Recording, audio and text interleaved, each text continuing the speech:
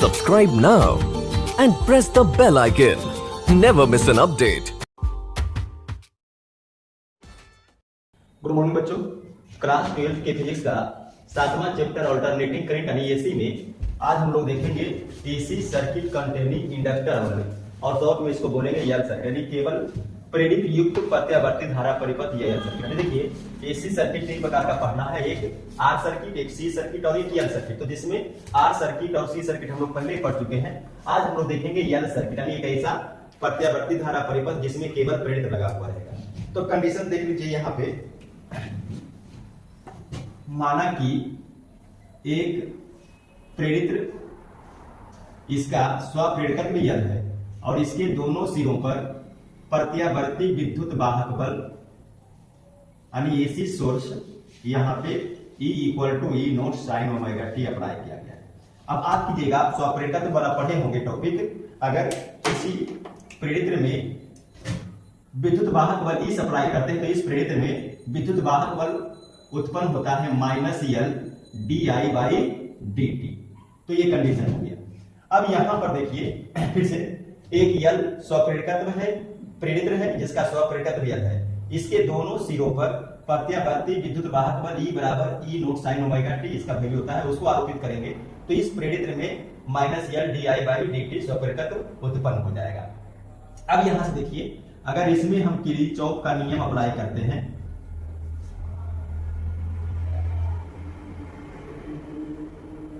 तो किरचॉफ के नियम से ये जो विद्युत वाहक बल ई नोट साइन ओमेगा टी है और विद्युत वाहक बल minus L D I by D T है, ये टोटल कितना हो जाएगा? 0। और देखिए ई नोट साइन ओमेगा टी, अगर इसको उधर ले जाएंगे तो ये हो जाएगा प्लस में, तो D I by D T. और देखिएगा ई नोट यल को यहां लाइए, बटा में हो जाएगा साइन ओमेगा टी और डी टी को यहां ले आइए, बराबर इधर क्या बचेगा? D I. अब देखिए टी के सापेक्ष टी का और डी, तो इसका मतलब जहां पर भी डी लगा हुआ है वो किसको दर्शाता है? अवकलन को। और अगर इसको बड़ा करना है तो हमको समाकलन करना पड़ेगा, तो दोनों तरफ समाकलन कर दीजिए। ऑन इंटीग्रेटिंग बोथ साइड, तो अगर हम दोनों तरफ समाकलन करते हैं तो इसको पहले इधर लिख लेते हैं, तो इंटीग्रेशन डी आई और integration E naught L sine omega T into D. और देखिए डी आई का integration I E naught constant के बाहर कर लीजिए, यल भी कांस्टेंट बाहर, टी के सापेक्ष टी का समाकलन integration sine omega T into D. उसके बाद यहां से देखिएगा I equal to E naught बटा यल। अब देखिए इंटीग्रेशन में एक फॉर्मूला होगा sine A X into D X, sine A X into D X, ठीक है। तो -1 बटा ए कॉस ए एक्स होता है, ठीक है।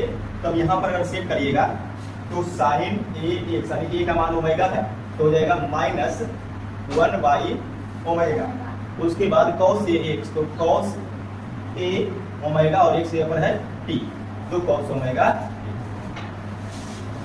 और देखिए आई इक्वल टू, इसको अगर हम गुना करेंगे तो माइनस ई नोट बटा ओमेगा गुना यल और इंटू बचेगा कॉस ओमेगा। और देखिएगा I equal to minus E naught बटा ओमेगा यल। अब देखिए कॉस ओमेगा टी क्या आएगा, कॉस थीटा, इसको समझ लीजिए। तो कॉस थीटा को हम लिख सकते हैं साइन 90 माइनस थीटा, तो कॉस ओमेगा टी को लिख दीजिए sine pi by 2 minus theta, theta कौन है? Omega T. और देखिए आई इक्वल टू, अगर इस माइनस को हम अंदर गुना कर देते हैं तो ई नोट बटा ओमेगा यल साइन, अब देखिए माइनस को अगर अंदर गुना करेंगे तो माइनस माइनस प्लस, तो ओमेगा टी हो जाएगा प्लस में और ये जो प्लस वाला वो हो जाएगा माइनस में। इसको इक्वेशन 2 कर दीजिए। और ये जो हम लोग लिए हैं ई बराबर E note sine omega T, इसको इक्वेशन 1 कर दीजिएगा। अब देखिए इक्वेशन 1 जो है वो प्रत्यावर्ती विद्युत वाहक बल यानी वोल्टेज के लिए समीकरण, और ये जो समीकरण आया हुआ है वो करंट के लिए, ठीक है। अब यहाँ पर एक चीज देख लीजिए, अगर ओम के नियम से हम देखते हैं, ओम्स लॉ से ध्यान दीजिएगा, ओम के नियम से I इक्वल टू होता है वोल्टेज बटा प्रतिरोध। यानी अगर हम R का मान कम या ज्यादा करें तो I का मान कम या ज्यादा होगा। वही चीज यहाँ पर देखिए, अगर हम ओमेगा L का मान कम या ज्यादा करें तो I का मान कम या ज्यादा हो जाएगा। तो हम क्या देख रहे हैं कि जो काम प्रतिरोध कर रहा है वही काम यहाँ पर ओमेगा L कर रहा है। क्योंकि देखिए ओमेगा L अगर बढ़ेगा तो I कम होगा, ओमेगा L कम हुआ तो I बढ़ जाएगा, R कम होगा I बढ़ेगा, R बढ़ेगा I कम होगा। तो जो काम यहाँ पे R कर रहा है वही काम यहाँ पर ओमेगा L कर रहा है। इसका मतलब हम कह सकते हैं कि अगर समीकरण 2 का तुलना ओम के नियम से आप कीजिएगा, समीकरण 2 की तुलना ओम के नियम से करने पर हम पाते हैं कि ओमेगा L परिपथ के लिए प्रतिरोध का काम करता है।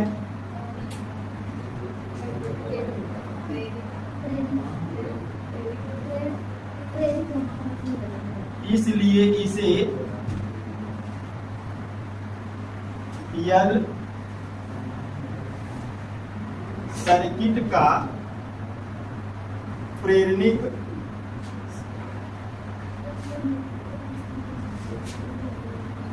प्रतिघात कहते हैं। देखिए L सर्किट के लिए ओमेगा L एक प्रतिरोध का कार्य कर रहा है और इसीलिए ओमेगा L को हम बोलेंगे प्रेरणिक प्रतिघात। तो ओमेगा L एक प्रतिरोध है, L सर्किट के लिए उसका नाम बदल दिया है, कर दिया प्रेरणिक प्रतिघात। ठीक है, तो प्रतिरोध ही है ये। इसे X L से सूचित करते हैं। हम लिख सकते हैं X L equal to omega L। ये प्रतिरोध है L सर्किट का, और अगर ये प्रतिरोध है तो इसका SI मात्रक क्या हो जाएगा?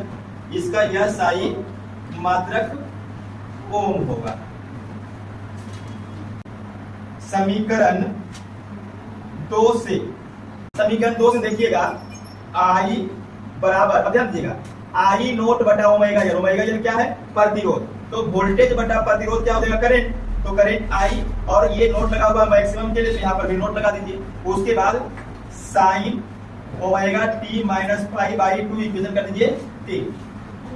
अब देखिए I बराबर I note sine omega t minus pi by 2 current के लिए, और E बराबर E not sine omega t voltage के लिए। अब ये दोनों का तुलना कीजिए, तो समीकरण 1 तथा समीकरण 3 की तुलना करने पर हम पाते हैं कि, अब क्या पाते हैं देखिए,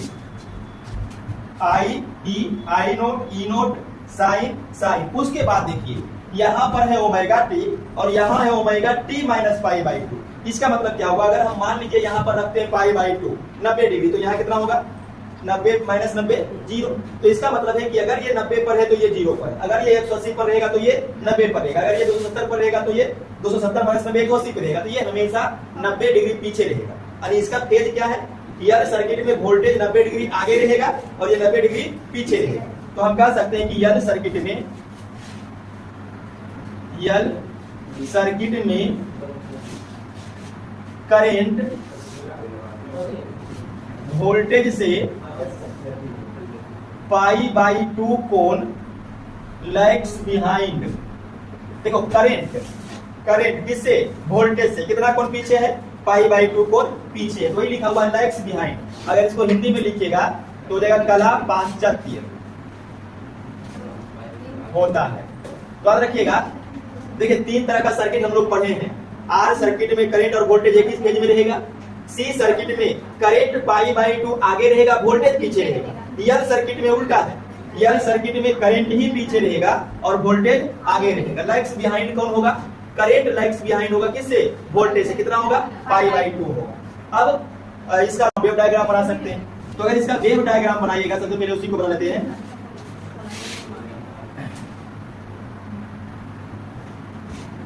ये देखिए मूल बिंदु हो गया, ऊपर वोल्टेज और करंट पॉजिटिव में बढ़ रहा है और नीचे भी वोल्टेज और करंट निगेटिव में बढ़ रहा है। ठीक है, अब यहाँ पर देखिए सबसे पहले हम लोग वोल्टेज का खींचते हैं। ठीक है, तो वोल्टेज का अगर ग्राफ खींचेगा तो अगर ओमेगा टी 0 है तो वोल्टेज भी 0 और ओमेगा टी का मान यहाँ पर रख लीजिए π/2, फिर 90 से 180 यानी पाई, फिर 3π/2 यानी 270 और फिर 2π। अब अगर ये 0 रखते हैं तो 0 ठीक है, और अगर हम 90 रखें तो 90 रखने पर साइन 90 का मान 1 तो कितना मिलेगा ई नोट, और ई नोट मैक्सिमम कहलाता है। तो मान लीजिए कि ये मैक्सिमम का इतना सारा मैक्सिमम है यानी ई नोट। ये लाइन किसका है? मैक्सिमम ई नोट का। ये भी लाइन मैक्सिमम ई नोट का, ये नेगेटिव में और ये पॉजिटिव में। ठीक है, तो देखिए जब ये π/2 पर होता है तो वोल्टेज यहाँ पे होता है। कहाँ पे होता है? मैक्सिमम ई नोट, यानी कि ये यहाँ से उठ के यहाँ पे गया। ठीक है, उसके बाद देखिए अगर हम पाई रख दें तो साइन पाई कितना हो जाएगा? 0। तो ये जो वोल्टेज हो जाएगा 0 पे, तो पाई पे वोल्टेज ये डाउन होगा और ये 0 पे आ जाएगा। उसके बाद अगर हम रखते हैं 3π/2 तो 270 को साइन 180 प्लस 90 में तोड़िएगा कितना जाएगा? -1। तो -1 मतलब यहाँ पे मैक्सिमम चलाएगा। तो ये यहाँ पे चलाएगा। देखिए ये वोल्टेज मैक्सिमम हुआ, फिर 0 हुआ, फिर निगेटिव में मैक्सिमम हुआ। और अगर 2π रखिएगा तो उसको भी साइन 180 प्लस 180 में तोड़ लीजिएगा, फिर साइन 180 कितना आएगा? 0 ही आ जाएगा। तो ये 0 आ जाएगा यहाँ पे। तो यहाँ के बाद ये फिर से 0 हो जाएगा और ये आगे इसी प्रकार से फिर चलता जाएगा। तो देखिए ये हो गया वोल्टेज का, ये प्लस, ये 0 और ये माइनस में, फिर ये 0। और अगर करंट का देखिएगा तो करंट देखिए शुरू में हम कितना रखेंगे एंगल? 0। तो अगर हम रखते हैं 0 तो यहाँ पर 0, यहाँ पे 0 और 0 माइनस π/2 तो साइन 90 माइनस π/2 कितना होगा? Minus sine theta. तो माइनस साइन थीटा मतलब क्या होगा? माइनस में 1 तो ये चला जाएगा माइनस में आई नोट। तो अगर ये माइनस में आई नोट है 0 पे, यहाँ जब 0 रखते हैं तो ये 0 है माइनस π/2 कितना आएगा? देखो करके साइन माइनस थीटा यानी साइन माइनस में 90, 90 का मान 1 यानी माइनस में, तो माइनस में आई नोट। तो माइनस कहाँ पर है? यहाँ पे। तो ये माइनस में यहाँ चलाएगा आई नोट। ठीक है, उसके बाद कितना रखे थे? 90। अगर 90 रखेंगे तो 90 माइनस 90 0 और साइन 0 का मान 0, तो ये यहाँ पे पहुंचेगा। तो ये यहाँ से यहाँ पे पहुंचा। उसके बाद देखिए कितना रखना था? 180 यानी पाई। तो पाई माइनस π/2 90 और साइन 90 का मान +1, तो ये चला जाएगा प्लस में मैक्सिमम। तो ये लाइन पे मैक्सिमम इस लाइन पर है, तो यहां से ये मैक्सिमम पे पहुंच गया। उसके बाद 3π/2 तो 270 में से 90 गया तो 180 0 हो जाएगा। तो यहां से फिर ये 0 पे आएगा। तो यहां से ये 0 पे यहाँ चला गया। और फिर कितना रखना है? 2π। तो 2π में से π/2 गया 270, और 270 को अगर करेंगे तो 180 प्लस 90 में तोड़ सकते हैं। तो फिर से कितना हो जाएगा? माइनस में मैक्सिमम। तो ये माइनस में चला गया। और आगे अगर बढ़ेंगे तो इसी प्रकार से देखिएगा कि ये यहाँ पे आ जाएगा।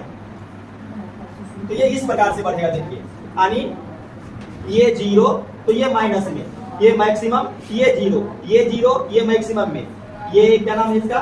करंट 0 तो वोल्टेज मैक्सिमम, यानी कि वोल्टेज जो है हमेशा π/2 कोण आगे रहेगा और करंट पीछे रहेगा। देखिए यहाँ पे वोल्टेज है, करंट अभी यहीं पर है, मतलब क्या है? माइनस में है, नीचे है। वोल्टेज मैक्सिमम में पहुंच गया, करंट अभी तक 0 ही है, करंट माइनस में है, निगेटिव है।